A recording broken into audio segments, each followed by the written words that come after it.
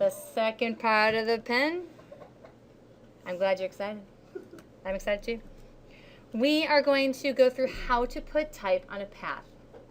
Now this should be something that you all remember how to do from Illustrator, but if not, we're going over it again and it's going to be awesome. So let's just make a quick new file. And let's look at our type tool. We've got horizontal type, vertical type, and then these masked ones, which we are not going to use.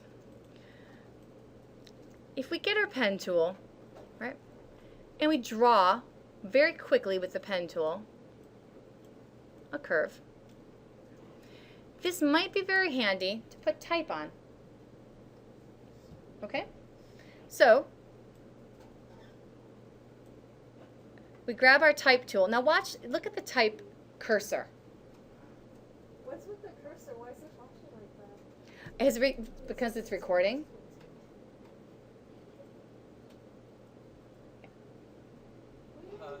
Yeah. It's all right. Sorry. It's all right. Sorry. You can appreciate that later when the subtitles are just crazy jargon. Right? I have tried so hard to speak clearly, and these subtitles still think I'm illiterate.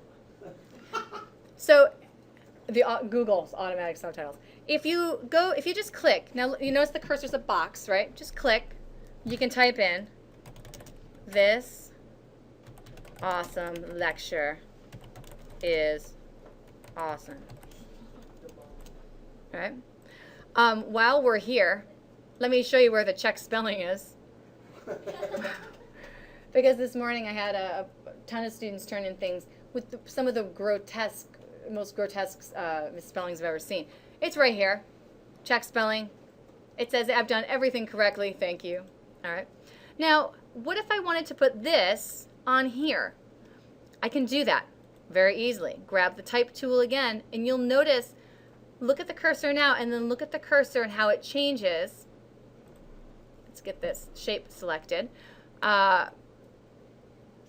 You'll see that the little bar changes to allow me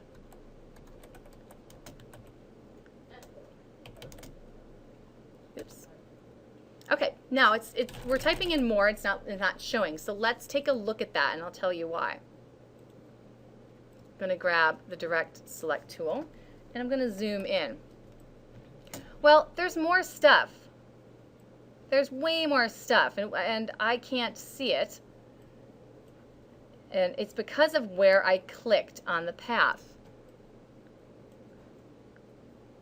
So now with the path selection tool, I am able to move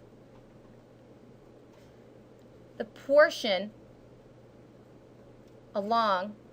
Right? You see that little icon with the it's hard to describe, the little right triangle. It's kind of blipping, so I don't actually know if you will be able to see it. But what that's allowing me to do is go here and say, nope, I only want to see that much, or nope, I want to see much more than that. It's also allowing me to flip it up or down. This is a great way to incorporate some type into the portrait if you wanted to do a jawline, if you wanted to define curves of the face. This would be a great way to do it. All right, so let's do that again. And you'll notice that my pen, my path, even though I have turned it off, is still visible. Let me show you where those go. They go to your path panel. So right now it's showing that I have an open work path. If I click on it, I can see it. If I go down to the bottom of the path, I have several options for what I can do with that path, independent of placing type on it. I can make a selection, or if I want to go back in and edit it again, all I have to do is select the path selection tool, and it will let me, actually, that's to select and move the whole path. The direct select tool will allow me to change it up a little bit. All right?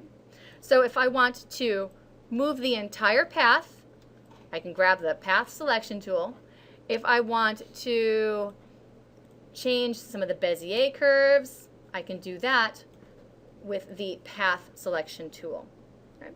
And you'll notice my path is still there. Because we're not using the path as kind of a permanent selection right now, we're using it as a much more active part of the composition. I don't think you necessarily have to worry about saving it. However, if you do make some pretty elaborate paths, it's very simple to save by double clicking, and you could call this line for face, and then it will be here, and you can make a selection from it, and you will also be able to fill, stroke, and adjust that if you need to the face. Yep. So now, if I want to put type on it, I need to make sure it is selected using my path selection tool. There you go. Then get my type tool, look at the cursor, look at the cursor, look at the cursor there. Okay, cursor, aha. Right, so it changes. When you see it change and you get that little curve in the cursor, that says I recognize I am a path that the pen tool has made, and I hear you. I recognize what you're trying to say, and I am trying to work with you. So it's the product of a lot of healthy therapy. It wants to work with you. So now let's click on this and say something real nice like thanks, pen tool, for making this path. Now you might be like, hey, where did the rest of it go? Where did the rest of it go? Select the line for the face.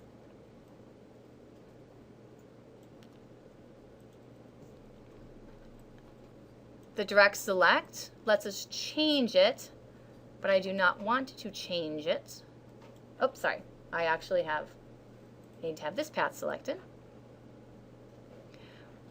Not the actual path, but the thanks for the pen tool path.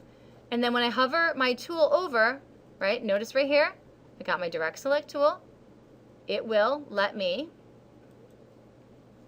dang it, this mouse is, the mouse is actually jittering a little bit too, which is a challenge.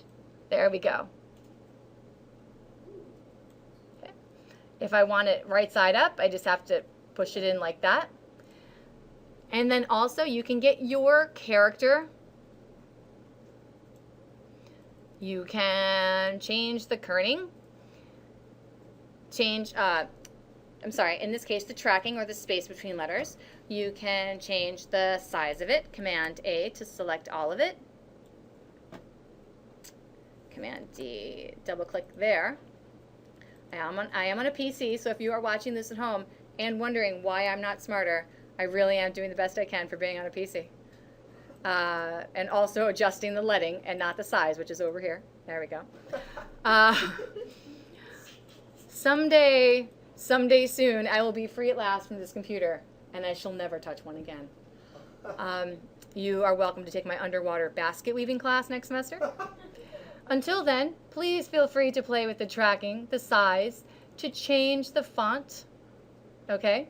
And then if you're like, well, I like it a lot, but I really think it would be great if I could select the path and move this down a little bit, flip it around, you have that option, okay? You have that option. If you want to select the path, you also have that option too for moving it up and down and all around. Okay? So that is how to do type on a path in Photoshop. Any questions? Good. All right. We will continue.